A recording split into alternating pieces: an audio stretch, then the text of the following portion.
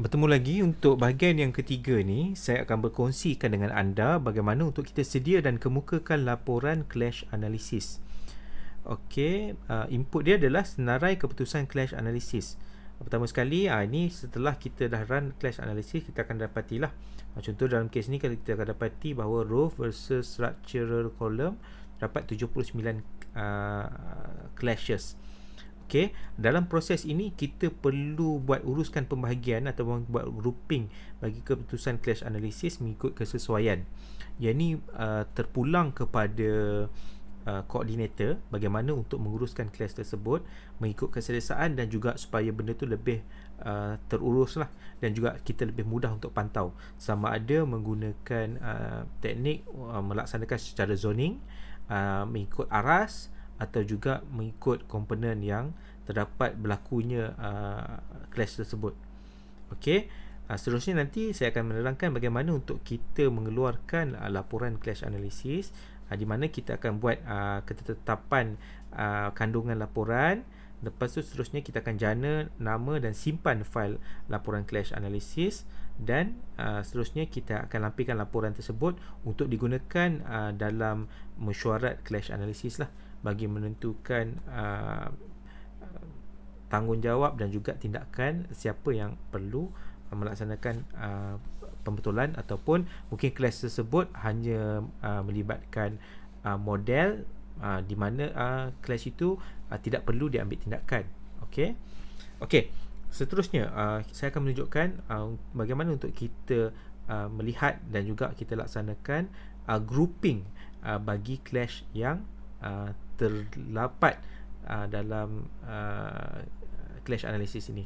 Pertama sekali kita perlu klik result dan kita akan klik kepada clash yang tersebut. Kalau kita tengok sini ada 79 clash. Okey, dekat sini kalau kita tengok Navisworks telah menunjukkan lah dekat mana berlakunya clash tersebut.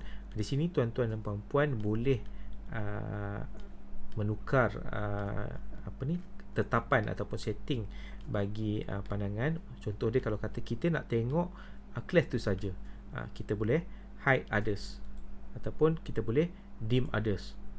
Okey, untuk yang clash yang pertama ni kita akan kita tengoklah, maknanya kalau hide others, okey, actually clash yang pertama ni dia berada pada posisi inilah. Okey, dalam kes ni kalau kita tengok, apabila kita cerita terdapat kolom yang kena dengan roof tersebut lah. Okey, dalam kes ni kalau kita tengok, yang kedua ni pun sama, yang ketiga ni pun sama. Okey, salah satu teknik yang saya rasa agak berkesan dan mudah. Okey, kita boleh klik item ni. Anda boleh apa kita kata, maknanya untuk laksanakan grouping bagi item yang kena. Contohnya kalau kata roof yang aras ni, kita boleh klik yang basic roof ni. Okey, kalau kita tengok clash ni ada melibatkan basic roof ni dan juga kolom. Kalau kita tengok benda ni berulang, di mana roof ni yang kena kan. Okey, jadi salah satu cara dia untuk grouping yang pertama, kita boleh klik dekat sini. Maknanya group clashes involving item. Maknanya semua item clash yang melibatkan roof ini akan dijadikan sebagai satu kumpulan yang sama. Okey, kita just klik. Okey, kalau kita tengok sini, nampak? Ini adalah semua clash yang berkaitan dengan yang melibatkan roof ni lah.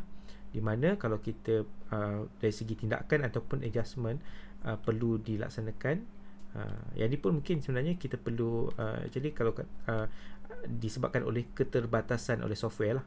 Maknanya kalau kata nak elakkan daripada clash, ataupun orang kata apa, memang dia kata roof ni kita akan buat ikut shape macam ni, contohlah kan. Jadi maknanya tiada tindakan yang perlu diambil. So maknanya the whole clash ni maknanya kita boleh approve lah. Okey, kalau kita kata yang ni, kita double klik kat new group ni, kita namakan dia sebagai roof. Okey, roof. Okey, so kita klik enter.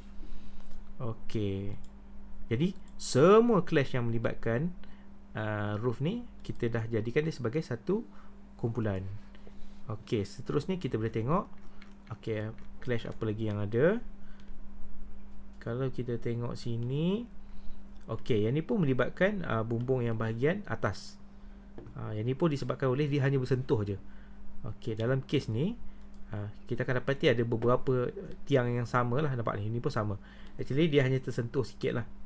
Yang ni mungkin yang ni kita perlu buat adjustment, ataupun orang kata apa, kedudukan tu kena betulkan, rendahkan dari segi kedudukan tiang tu. Okey, so proses yang sama. Kalau pada saya untuk yang ni kita nak memudahkan proses pengurusan dia, so kita ambil basic roof juga, yang ni kita groupkan. Jadi semua yang ni kita boleh namakan dia sebagai top roof. Top roof. Okey, kita, so kat sini kita dah ada 2 kumpulan. Daripada 79 tadi, sekarang ni kita hanya ada 5 clash je.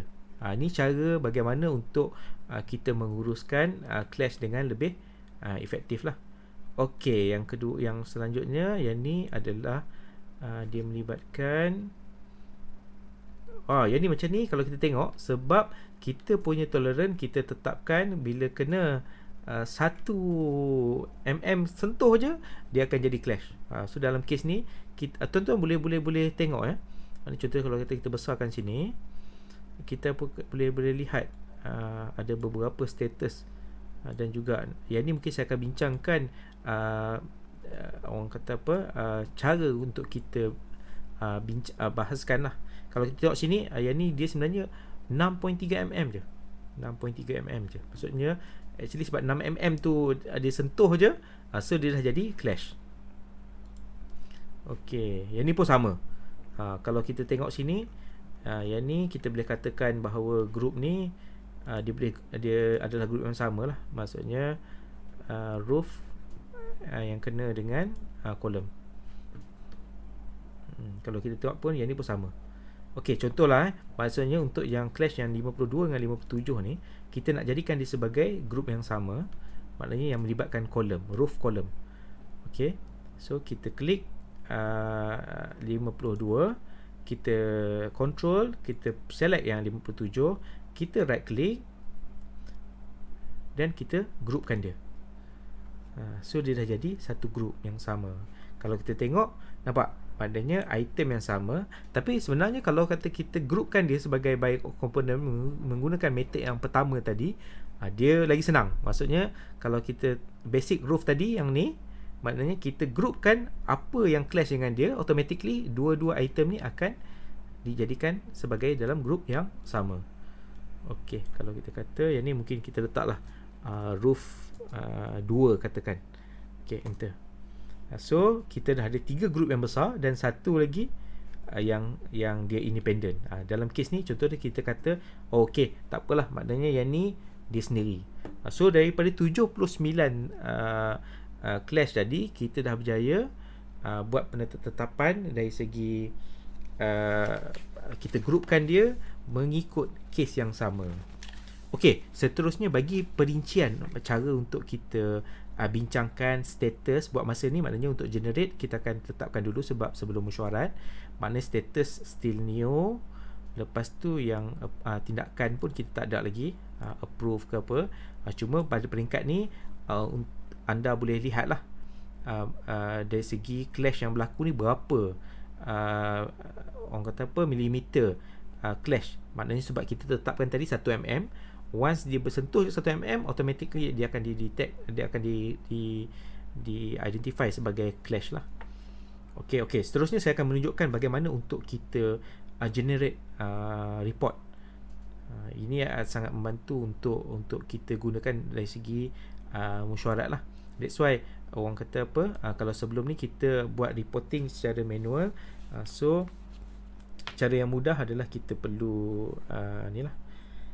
Okey, pilih tetapan berdasarkan keperluan maklumat yang diperlukan. Yang ni pun sebenarnya mengikut keperluan apa yang dikehendaki oleh koordinator. Actually justifikasi ni amat perlu kerana kita yang tahu apa yang kita nak sebenarnya. Contoh dalam kes ni, biasanya yang kita punya praktis, kita nak summary clash point ni tak payah. Date found perlu, assign to pun tak payah lagi. Lepas tu okay, date approved tak payah, approved by pun tak payah, layer name perlu supaya kita nak tahu kat mana, item ID perlu, status perlu, distance perlu, description tak payah, comments pun belum lagi, quick properties tak perlu, image perlu, simulation dates tak payah, simulation event tak payah, clash group perlu, grid location perlu. Okay, includes this status. Kalau ikutkan kat sini, kita tak ada lagi, semua masih new. Tapi tak apalah, maknanya bagi tujuan ni, latihan ni, kita tetapkanlah. Biasanya new, active, review, approve dengan resolve ni pun kita perlu ni lah. Okay, lepas tu kita perlu namakan file ni mengikut piawaian BIM JKR lah. Okay, kalau kita tengok sini, report types, kita kena klik. Okay, sama ada current test, all test combine atau all test separate. Okay, maknanya current test ni, maknanya contoh dia kalau tadi kita select roof versus structural column. So, maksudnya dia akan keluar report dia untuk roof dengan structural column saja. Kalau all test ni, dia akan combine semua test, clash test yang kita dah laksanakan dan menjadikan dia sebagai satu report. Kalau all test separate, maksudnya dia akan asingkan nanti. Okay, so dalam latihan ni kita akan buat all test combine. Seterusnya, format, biasanya kita akan pilih HTML, tabular. Okay, so bila semua dah okay, dan kita akan write report. Okay, kita perlu pilih folder mana kita nak simpan. Okay, yang ni pun perlu mengikut ni lah. Okay, nama file dah sama dan HTML. Okay, so kita klik save.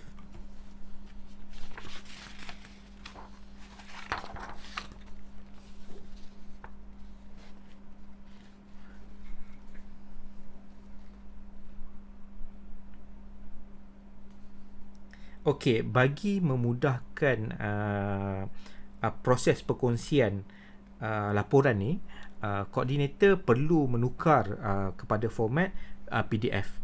Sebab kalau kita tengok HTML ni, dia akan mempunyai banyak sub file ataupun kebergantungan. Contohnya macam dari segi gambar, nanti saya akan tunjukkan lah macam mana rupanya bila berada dalam folder tersebut lah. That's why kita apabila kita nak manage ni, kita perlu perhalusi lah supaya laporan kita ni senang diuruskan lah. Okey, laporan dah siap. Okey, so kita boleh tutup sini. Selanjutnya kita akan buka folder yang berkaitan tu.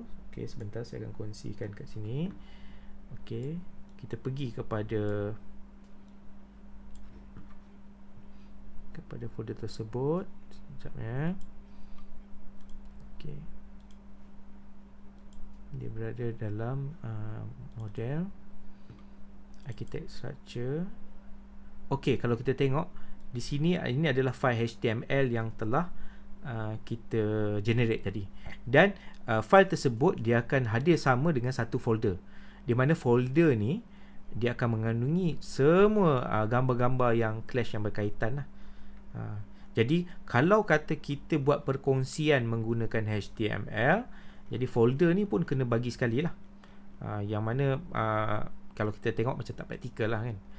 Jadi antara best practice adalah kita tukar. Maknanya kita buka dulu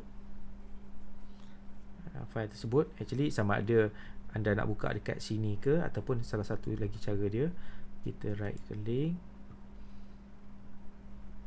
kita kalau macam saya dah install ni, dia boleh convert terus kepada PDF. Convert kepada PDF contoh. Yang ni contoh yang saya gunakan Nitro.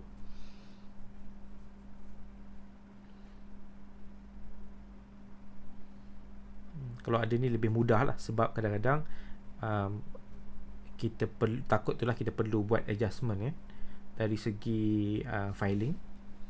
Maksudnya orang kata nak make sure bahawa dia punya alignment dan juga view tu adalah cantik. Okey, kita perlu tunggu sehingga dokumen tersebut selesai. Okey. Selanjutnya kalau kata kita nak tukar daripada web ni, maknanya kita convertkan dia as a print.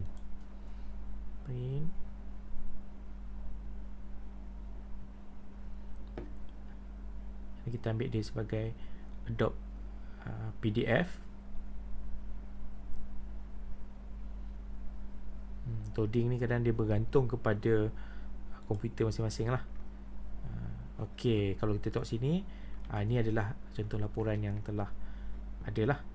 Di mana dalam sini dia dah tentukan tolerance berapa, distance berapa, grid, date found bila, item ID, layer maknanya arah siapa, dan item ID dan layer. Maknanya kalau kita tengok ni, yang ni apa lawan apa lah. Okey. Kalau kita tengok sini, yang ni adalah contoh group yang saya dah buat lah. Okey. Kalau kita tengok sini, maknanya ini dia dah grouping kan dah. Maknanya sebab kita groupkan tadi, dia dah ada jadi daripada instead of 79, dia ada 1, 2, 3, 4. 4 class saja. Maknanya 3 ni adalah yang kita groupkan tadi. Dan 1 ni adalah secara independent lah. Jadi kalau kita tengok kat sini, untuk yang roof ni, memang semua ni isu dia ni lah. Dan perkara ni akan dibincangkan dalam mesyuarat. Dan selanjutnya kita terus klik print lah untuk convert kan.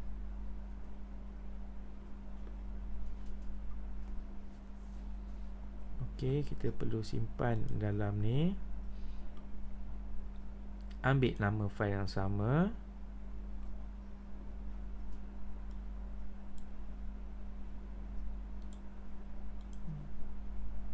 Okey, sekejap. Kita copy sini lah. Kalau tuan-tuan rajin, tuan-tuan boleh type balik lah. Tapi bagi saya nak mudah, kita ambil nama yang sama, Ctrl C, dan kita pastekan kat sini. Okey, save.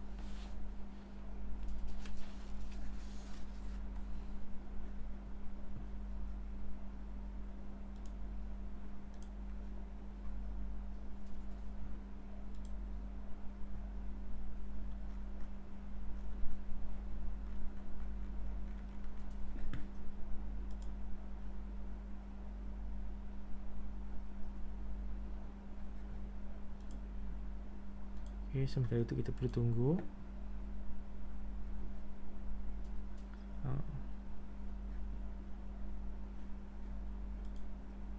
Okey, setelah file itu telah ada, jadi dia akan berada dalam folder yang berkaitan lah.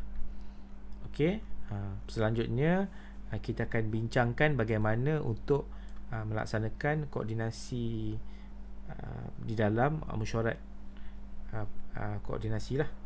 Okey, jumpa lagi dalam sesi akan datang. Assalamualaikum.